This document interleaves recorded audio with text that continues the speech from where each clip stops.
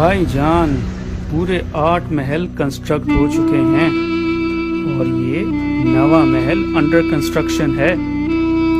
آپ کا بھائی 8 دفعہ کربلا جا چکا ہے اور یہ میرا 9واں سفر کربلا ہے۔ اب تو ثواب اتنے جمع ہو گئے ہیں کہ بس آپ کا بھائی ڈائریکٹ جنت میں جائے گا۔ ماشاءاللہ ماشاءاللہ ظاہر۔ اچھا یہ تو بتاؤ کہ تم کربلا جاتے کیوں ہو؟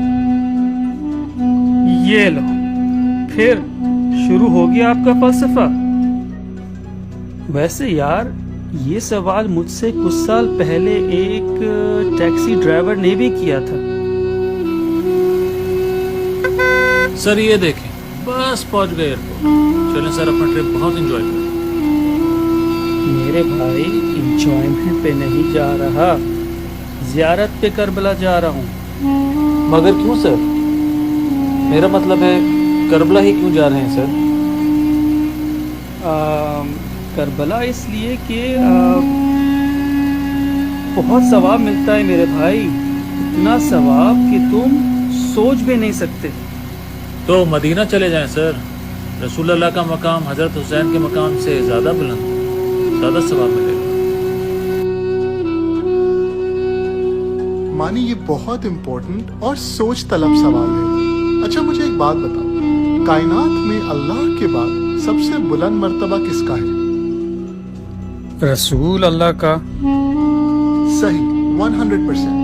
تو اگر رتبے کے لحاظ سے دیکھا جائے تو سفر مدینے کی اتنی تلقین ہونی چاہیے تھی، یا اگر آئمہ میں ہی دیکھیں تو امام علی کا رتبہ تمام اماموں میں سب سے بلند ہے، مگر کسی امام کی زیارت کو اتنی امپورٹنس نہیں دی گئی جتنی زیارت امام حسین کی ہے۔ ہاں مگر کیوں بھائی، شارٹ کرو اپنی بات۔ ہاں مانی، مگر سمجھو پہلے ہر شب جمعہ زیارت عاشورہ کی تاکید ہے، عید، بقرعید، 15 شعبان، لیلۃ القدر، ہر موقع پہ زیارت امام حسین کی تاکید ہے۔ کیوں؟ ارے بھائی یہی تو پوچھ رہا ہوں، کیوں؟ یہی تو کنفیوژن ہے کہ اگر بات رتبے اور عقیدت کی تھی تو ہر شب جمعہ رسول اللہ یا امام علی کی زیارت کی تاکید ہونی چاہیے تھی۔ مے بی اس لیے کہ امام حسین پہ سب سے زیادہ ظلم ہوا۔ بے شک مانی، امام حسین کے مصائب زمین و آسمان سے زیادہ ہیں، مگر کیا بی بی زہرا پہ کم ظلم ہوا؟ امام موسیٰ کاظم پہ کم ظلم ہوا؟ امام علی پہ کم ظلم ہوا؟ اگر صرف ظلم و مصائب ہی کرائٹیریا ہوتا تو ہمارا ہر امام مظلوم ہے اور بی بی سیدہ بے انتہا مظلوم ہے۔ ہاں تو پھر بتاؤ کیوں؟ کربلا کیوں؟ مانی ڈائریکٹ لنک ہے امام حسین اور امام زمانہ میں، اسی لیے اصحاب امام حسین اور اصحاب امام زمانہ کی بے انتہا فضیلت بیان ہوئی ہے۔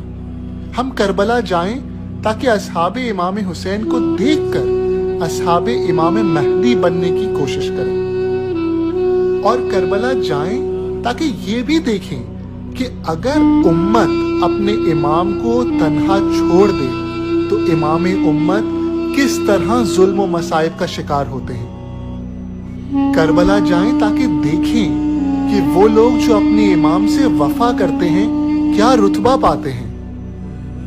کربلا جائیں تاکہ دیکھیں مولا عباس کو اور ان سے درس اطاعت و وفا لیں، حبیب سے درس محبت لیں، زہیر سے درس سخاوت لیں، وہب قلبی اور جون سے عشق کرنا سیکھیں، حر سے درس توبہ و ندامت لیں، اون و محمد سے درس دلیری لیں، قاسم سے شوق شہادت لیں، علی اکبر سے ذمہ داری لیں، ہر صحابی حسین سے شیعہ بننا سیکھیں، اور دیکھیں امام حسین اور امام سجاد کو، رشک کریں اپنے آئمہ پر، ان کے صبر پر، ان کے عزم پر، ان کے ارادے پر، ان کی استقامت پر، سمجھیں کہ حق کیا ہے، باطل کیا ہے، हमें किसकी इताअत करनी है? मैंने कभी करबला को इस निगाह से देखा ही नहीं, सिर्फ सवाब और अकीदत ही समझा। मानी करबला उससे बहुत बुलंद है जो हमने बना दी है। करबला को समझने और समझाने की जरूरत है। बेशक कितने दर्स लेने हैं हमें अपनी दरसगाह से, और ना सिर्फ दर्स लेने हैं बल्कि उसे अपनी जिंदगी में अप्लाई भी करना है।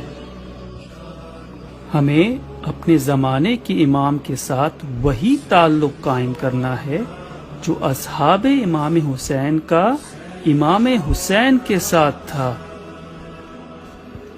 अब जो मैं करबला पहुंचूंगा तो टूरिस्ट बन के नहीं बल्कि बाशऊर ज़ायरे इमाम बनकर। आप भी मेरे हमरा चलें और दूसरों को भी दावत दें। और हाँ, हमें सब्सक्राइब करना ना भूलें।